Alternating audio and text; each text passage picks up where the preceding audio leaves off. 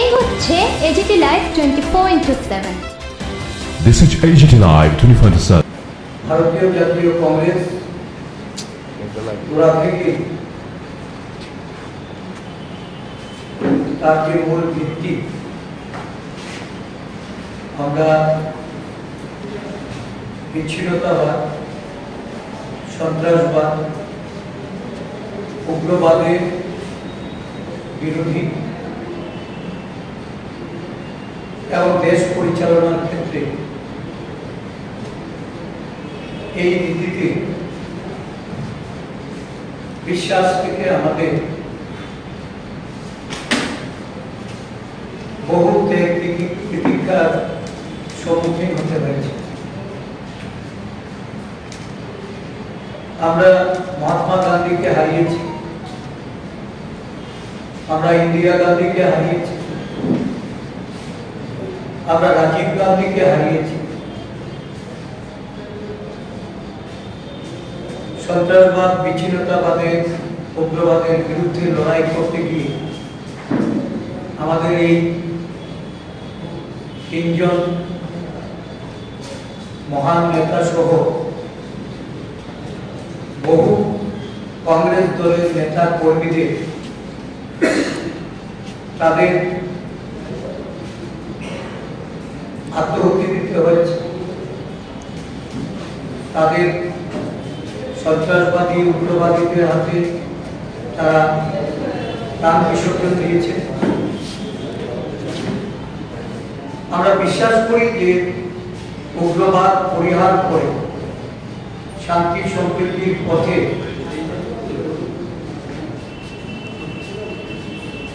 যারা এই পথে জীবনযাপন করার রাস্তা বেছে নিয়েছিল,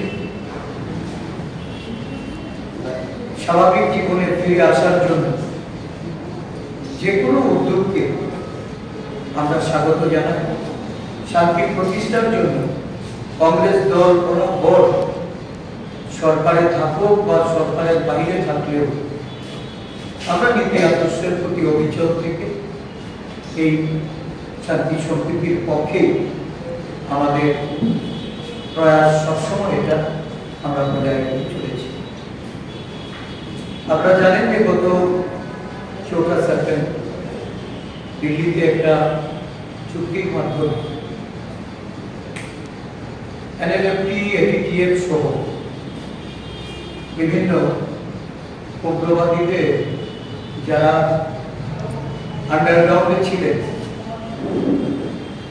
একটা বৃহৎ সংখ্যা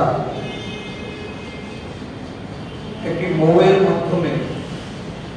এই রাজ্যের স্বাভাবিক জীবনে ফিরে আসার জন্য কেন্দ্রীয় সরকার এবং রাজ্য সরকারের মাধ্যমে এটা স্বাক্ষরিত হয় এবং তা বাস্তবায়নের জন্য 24 সেপ্টেম্বর এই রাজ্যের জম্মুই জেলাস্থিত একটা DSR ক্যাম্পে এই আত্মসমর্পণের যে পটভূমি, এটা এই রাজ্যের মানুষ প্রত্যক্ষ। আমরা এই রাজ্যে বিজেপি সরকার প্রতিষ্ঠা হওয়ার তৎকালীন মুখ্যমন্ত্রী বিপ্লব কুমার দেব, যিনি একসময় ঘোষণা দিয়ে বলেছিলেন এই রাজ্যে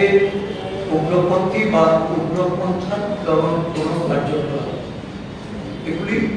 সম্পূর্ণরূপে এটা নিশ্চিহ্ন হবে। এই রাজ্যে উগ্রপন্থীরা অবশিষ্ট নেই এবং এটা বর্তমান যে মুখ্যমন্ত্রী অকপটে উনিও এটা স্বীকার করে বা তৎকালীন সময়ে শাসক দল বা অন্য কোন সংগঠনের পক্ষ থেকে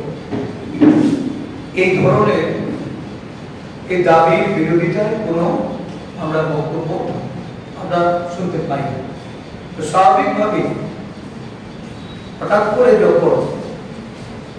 একটা 584 জনে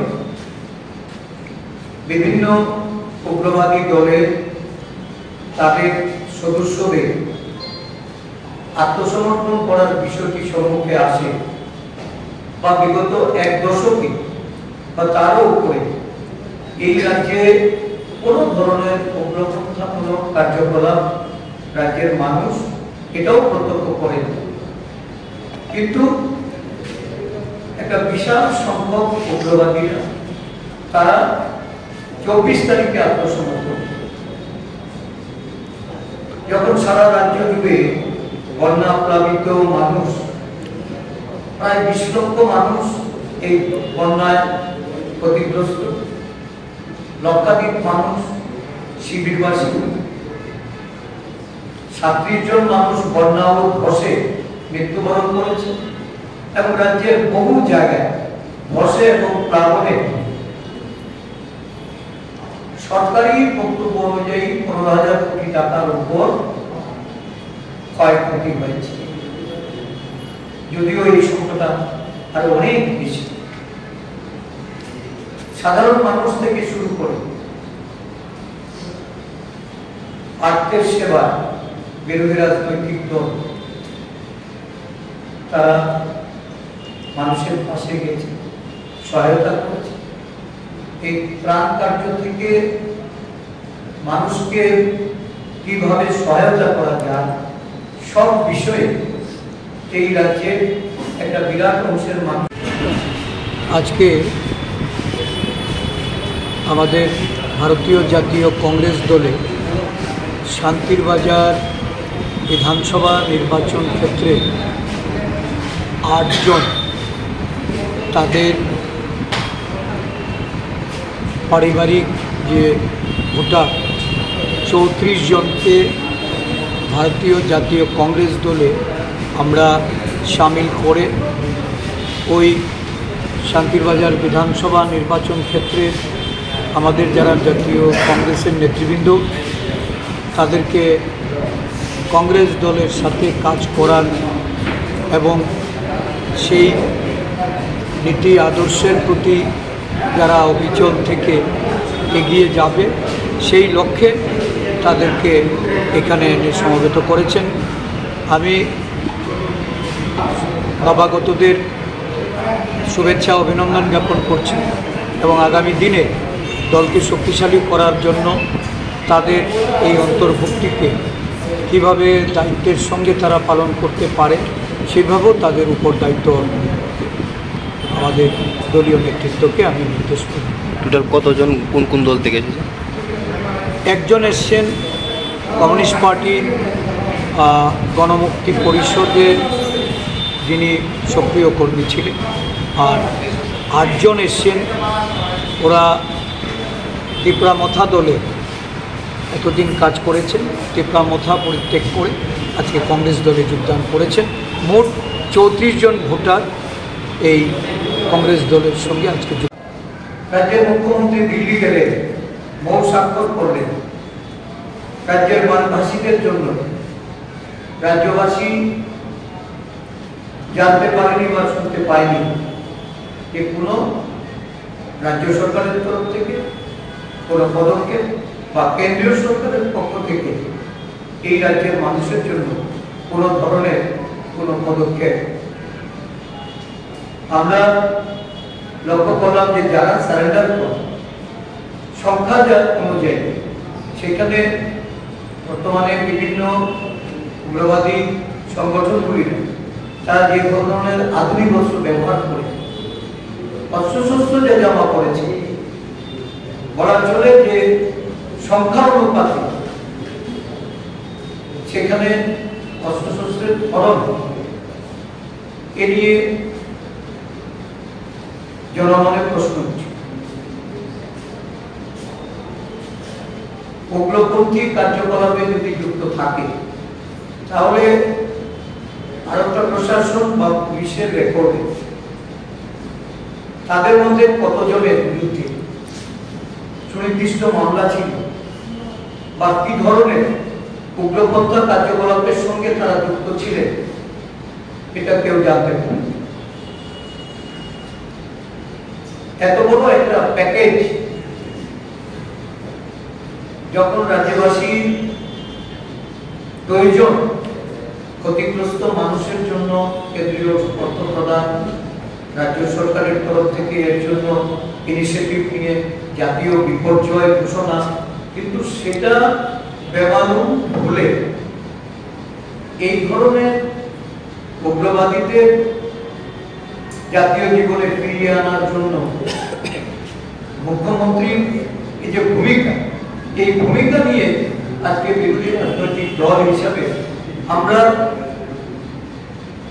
রাজ্য সরকারের তরফ থেকে যারা এই আত্মসমর্পণে যুক্ত বা তাদের উগ্রপন্থার যে দিনগুলিতে যে ভূমিকা, এই সম্পর্কিত ব্যাপারে আমরা বিশদভাবে জানতে চাই। রাজ্য সরকারের তরফ থেকে একটা শ্বেতপত্র প্রকাশ করে এটা পরিষ্কার করা, বিভিন্ন সময়ে উগ্রপন্থার কারণে জাতি উপজাতি বিভিন্ন অংশের মানুষ যারা উদ্বাস্ত হয়েছে, বাস্তুচ্যুত হয়েছে, নানা জায়গা থেকে যাদেরকে বাড়ি ঘর বিষয় সম্পত্তি সমস্ত পেশাগত তাদের যে কাজের সঙ্গে তারা যুক্ত ছিলেন সেগুলি ফেলে যারা চলে এসছে বিভিন্ন জায়গায়, আজকে বিক্ষিপ্তভাবে তারা দারিদ্রতার সঙ্গে লড়াই করে জীবনযাপন করছেন। আজকে সেই সমস্ত ব্যক্তিগুলি তারা বিভিন্ন সময়ে আন্দোলন করে, তারা মুখ্যমন্ত্রী সমীপে এসে তাদের দুর্দশার কথা তুলে ধরলেও তাদের সম্পর্কে কেন কেন্দ্রীয় সরকার বা রাজ্য সরকারের পক্ষ থেকে কোনো পদক্ষেপ নেই, কেন তাদের জন্য কোনো প্যাকেজ ঘোষণা হয় না, কেন ওই মানুষগুলিকে পুনর্বাসনের জন্য রাজ্য সরকার কোনো পদক্ষেপ গ্রহণ করবেন। আমরা জাতীয় কংগ্রেস দলের ত্রিপুরা শাখার পক্ষ থেকে আমরা দাবি জানাচ্ছি অবিলম্বে এই উদ্বাস্ত পরিবার যারা কয়েক দশক ধরে রাজ্যের বিভিন্ন জায়গায় বসবাস করছে, যাদের জমি জমা বাড়ি ঘর থাকা সত্ত্বেও উদ্বাস্ত হওয়ার কারণে, তারা বাড়ি ঘর ফেলে চলে আসার কারণে তাদের প্রভূত ক্ষতি হয়েছে, তাদেরকে পুনর্বাসন দেওয়ার ব্যবস্থা করা হোক, তাদেরকেও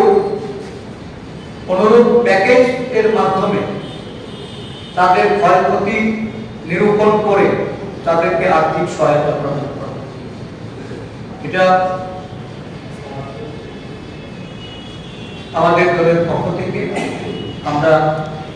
এই দাবি জানাচ্ছি। সরকার অবিলম্বে শ্বেতপত্র প্রকাশ করুন। সরকার এই বিষয়ে উদ্বাস্তুদের তাদের স্থায়ী বাসস্থানে তাদের আর্থিক প্যাকেজের মাধ্যমে অর্থনৈতিকভাবে তাদেরকে যেন সহায়তা প্রদান করে। বহু প্রতীক্ষার সময়ে ঘটনার পরিপ্রেক্ষিতে একটা অসন্তোষ ও জাতি উপজাতি উভয় অংশের মানুষের মধ্যে এটা আজকে আমরা অনুভব করছি। বহু মানুষ উপজাতিদের উন্নয়নের জন্য যেখানে কেন্দ্রীয় সরকার কোনো পদক্ষেপ গ্রহণ করেন না, শুধুমাত্র রাজনৈতিক মুনাফার রাজনৈতিক লাভালাভের কথা মাথায় রেখে নির্বাচনের প্রাক্কালে নানা ধরনের লোভনীয় ঘোষণার মাধ্যমে আদিবাসী সমাজকে যারা ডিপ্রাইভ করে চলেছে, আজকে আদিবাসী সমাজ ধীরে ধীরে তারা বুঝতে পেরেছে যে এই সরকার আসলে তারা উত্তর পূর্বাঞ্চলের অষ্টলক্ষ্মীর কথা বলে, তারা উত্তর পূর্বাঞ্চলের পূর্বোদয়ের কথা বলে, আর ত্রিপুরা রাজ্যে যখন বন্যাতে 20 লক্ষ মানুষের মধ্যে একটা বিরাট অংশের আদিবাসী মানুষ ক্ষতিগ্রস্ত হয়েছে, 37 জনের মধ্যে 20 জন এই বন্যা এবং ধসে আদিবাসী সমাজের মানুষ নিহত হয়েছে। এই বিরাট অংশের ক্ষয়ক্ষতি সত্ত্বেও আদিবাসীদের উন্নয়নে বা এই রাজ্যের বন্যা পীড়িত মানুষের উন্নয়নে কেন্দ্রীয় সরকার কোনো ধরনের একটি পয়সাও কেন্দ্রীয় সরকার এই রাজ্যের মানুষের জন্য তারা ব্যয় করেনি বা কোনো ধরনের প্যাকেজের ঘোষণা করেনি। SDRF ফান্ডে কিছু টাকা যেটা রাজ্য সরকারের প্রাপ্য এবং সেই টাকাই তারা দিচ্ছে, আর এতে রাজ্য সরকার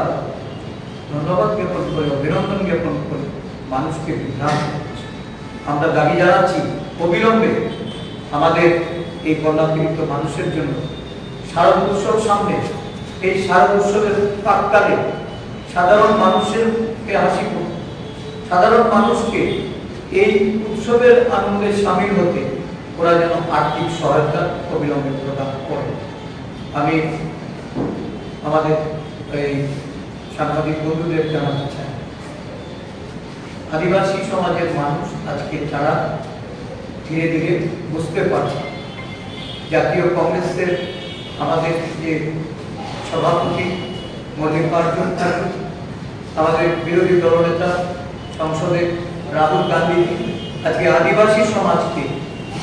তাদেরকে এগিয়ে নিয়ে যাওয়ার জন্য, তাদের স্বার্থ রক্ষার জন্য, সাংবিধানিক ক্ষমতা, মৌলিক অধিকারগুলি তাদের কাছে পৌঁছে দেওয়ার জন্য তারা সারা দেশব্যাপী যে জাগরণ তৈরি করছে,